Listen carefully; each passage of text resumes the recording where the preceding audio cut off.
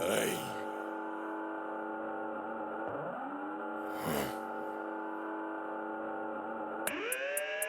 Hey. Hey. Hey. Hey. Hey. I'm gon' freeze. Freeze. Freeze. Freeze. I'm gon' freeze. Freeze. Freeze. Freeze. I'm gon' break this bitch. Hey. Kicked out the door and I'm up. Bullets they ripping his head like it's nothing. Don't do no talking, not up for the stunt. Goes to hell. All types of shells. Rip off your face. Don't leave a trace. Hey.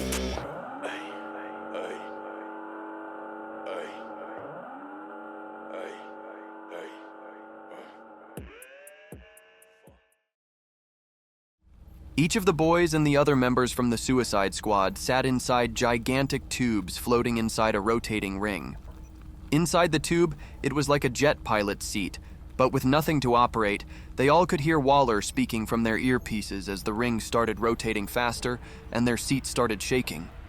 You should arrive on Earth 7 Russia automatically. In case of a setback, be careful until we manage to send you to the right place. A setback? Ma'am, I don't think I follow. When we use this, we usually send the passenger to a closer geographical equivalent of this place on your Earth, but in the case of a different continent, the multiverse crack between our Earth and yours can have an unpredictable effect. The fuck you mean unpredictable? Mother's Milk started asking but was cut off by his teleportation from Earth 1.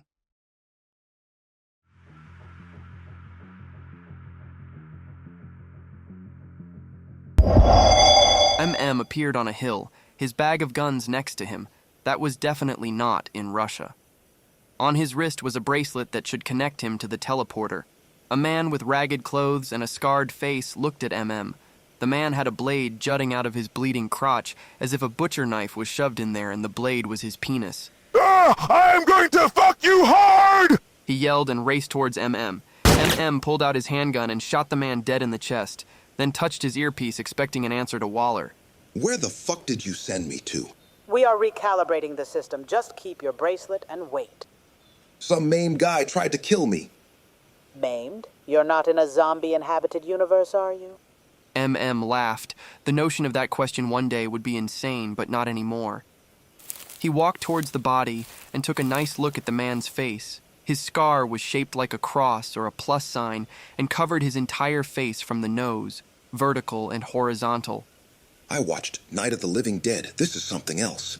MM answered and heard a shot aimed at him. Climbing the hill, a man with no arms carrying a little person with no legs in a baby carrier. They both had the cross scars on their faces.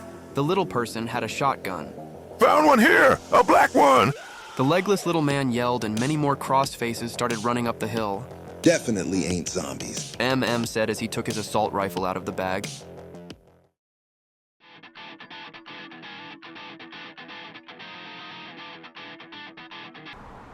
In his office on the top floor of the Flatiron building, a dark-haired man put his black shirt back on, and a blonde woman put on her skirt.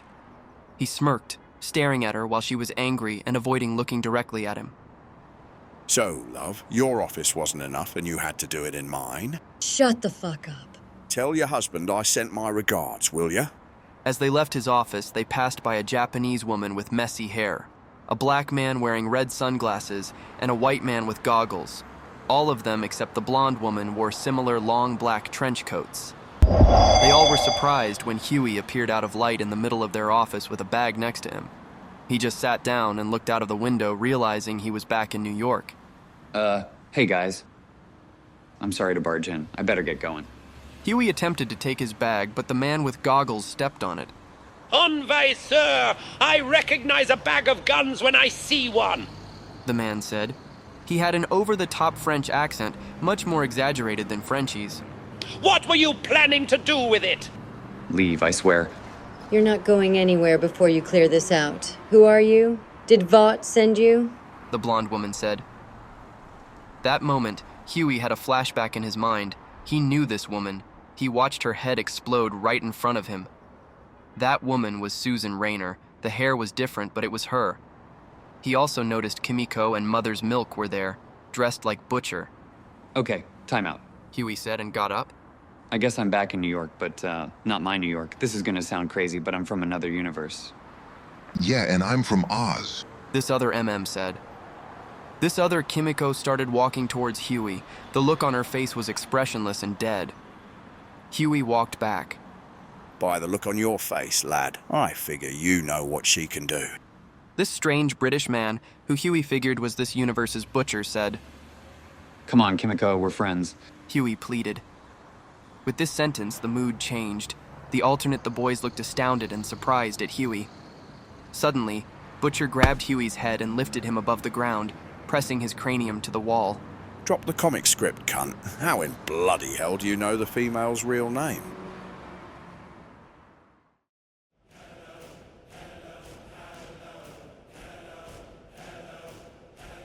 You are telling the truth.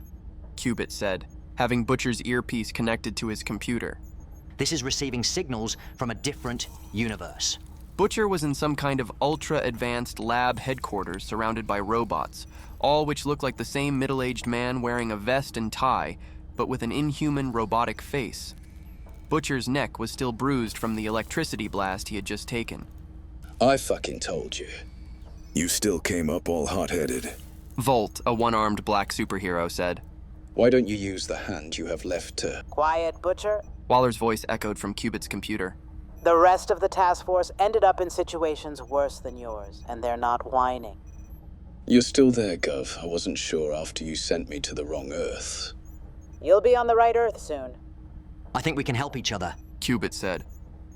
He was a thin white man with black hair and a long brown jacket, a scientist, and somehow had the face of one. With what? He can't help you, but they're desperate for help. All the Earths with an evil Superman. This looks like the worst one.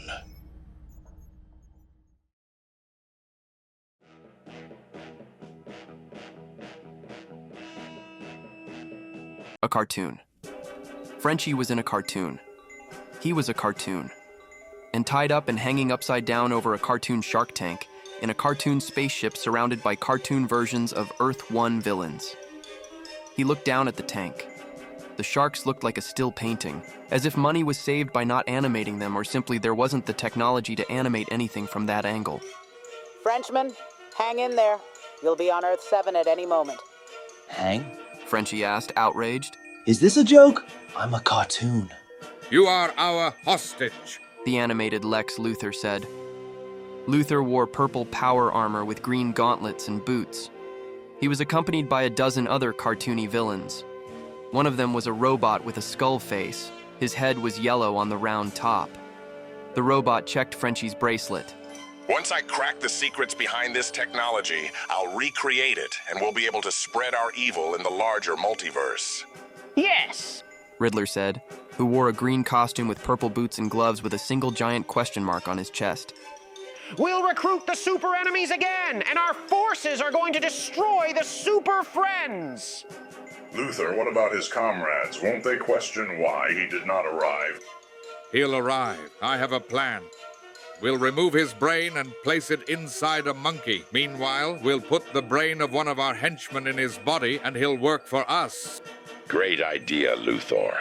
Grodd, animated as a brown gorilla with sharpened teeth, said, No, putain, get away, get away.